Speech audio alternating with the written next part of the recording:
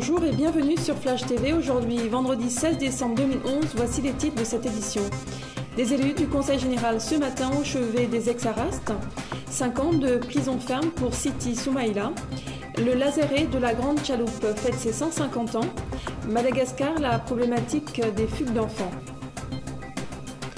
Agitation donc ce matin, devant les grilles du Conseil général, certains élus de la collectivité sont venus au chevet de quelques salariés de l'Araste. Chargés de colis de fruits et de légumes, ils sont venus leur apporter leur soutien. Ces manifestants fustigent l'absence totale de dialogue et attendent toujours d'être reçus par la présidente Nassima Dindar. Paul Junot, secrétaire général CFTC, de dénoncer la non-exécution des décisions de justice par la collectivité. Monsieur Junot, bonjour. Bonjour. Une séance plénière se déroule ce matin au Conseil général. Le dossier de l'Araste est en cours de discussion. Exact. Le dossier de l'Araste. Essayer de voir comment débloquer la situation sur 2 points.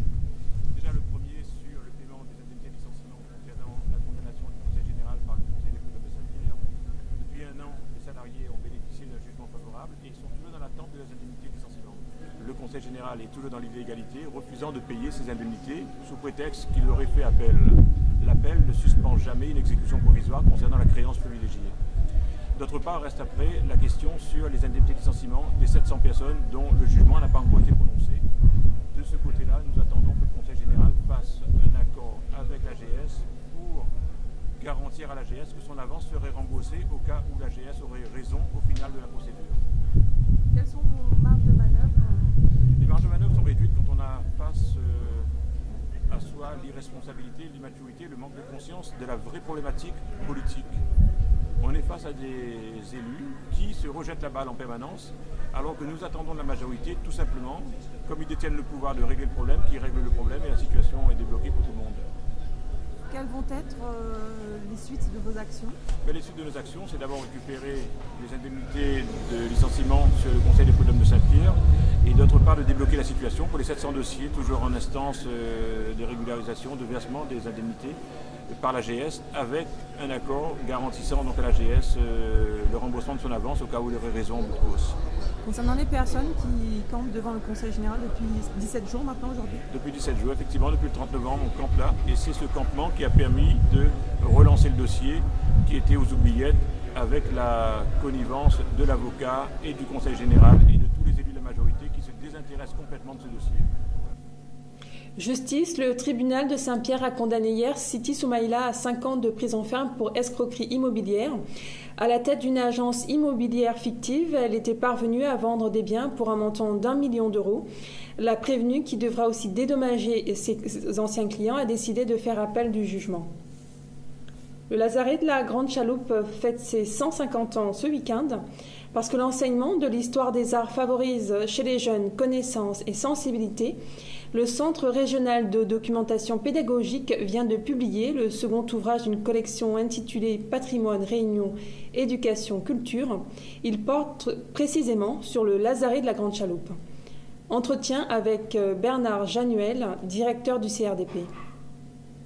Je dirais de l'opportunité du 150e anniversaire de ce site qui va être célébré dans quelques jours, et c'était pour nous l'occasion de mettre en place toute une série de documents utiles pour les enseignants dans le cadre de l'enseignement de l'histoire des arts, qui sont des documents anthropologiques, des documents architecturaux, des documents sur l'environnement naturel, pour bien faire revivre ce qu'a été la problématique du lazaret dans l'histoire de la Réunion, puisque c'est par ce site que sont passées pratiquement l'intégralité des engagés venant de tous les continents et qui constituent une source de population et de peuplement important, évidemment, de la Réunion. Ce qui caractérise cette collection, c'est sa transversalité.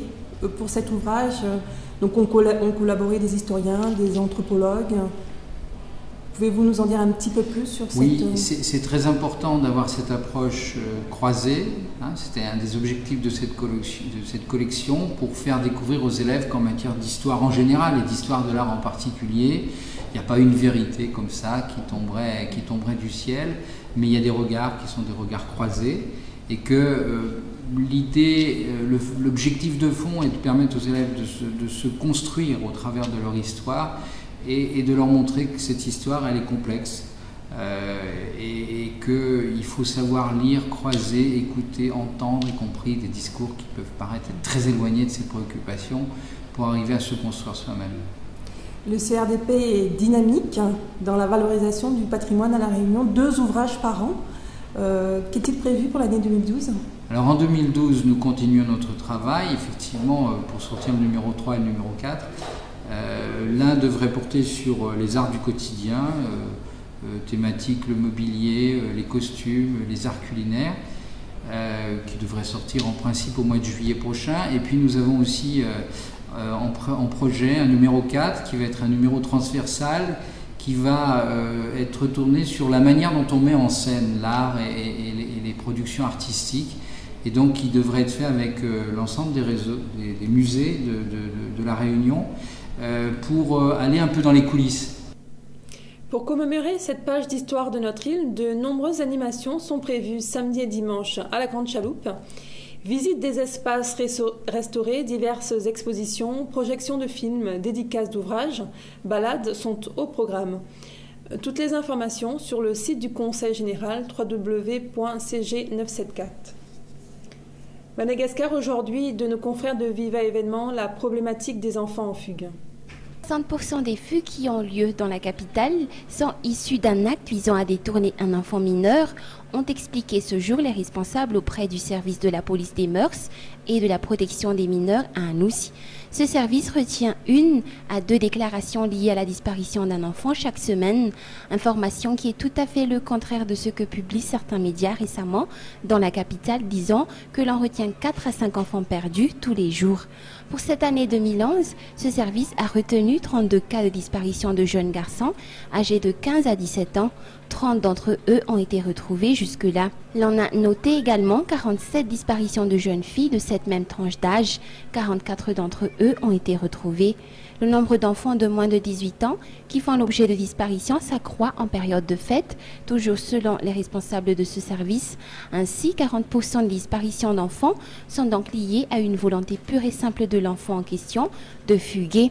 Ce service de la police des mœurs et de la protection des mineurs travaille en étroite collaboration avec d'autres entités, à savoir les assistantes sociales issues de certains organismes tels le SPDTS, le centre d'appel FIANT, la radio nationale malgache et les Fukuntani. Outre cela, les autres causes de la disparition ou de la fugue d'un enfant sont la mésentente entre les parents, la pauvreté qui promeut les divers actes de banditisme dont l'enfant est l'auteur. Une fois que l'enfant soit retrouvé, un entretien tenu par l'assistante sociale avec les parents de cet enfant se tienne pour savoir les causes exactes de la fugue ou de la disparition afin d'éviter toute répétition. La page météo à présent, le soleil est voilé chez nous. 24 degrés de mini, 26 de maxi, temps quasi similaire partout dans la zone, sauf aux Comores où le ciel est gris. Les températures monteront jusqu'à 32 degrés au Sri Lanka. C'est la fin de cette édition. Merci de votre fidélité. Je vous retrouve lundi pour l'édition de la mi-journée. En attendant, l'info continue sur flashtv.re. Très bon week-end.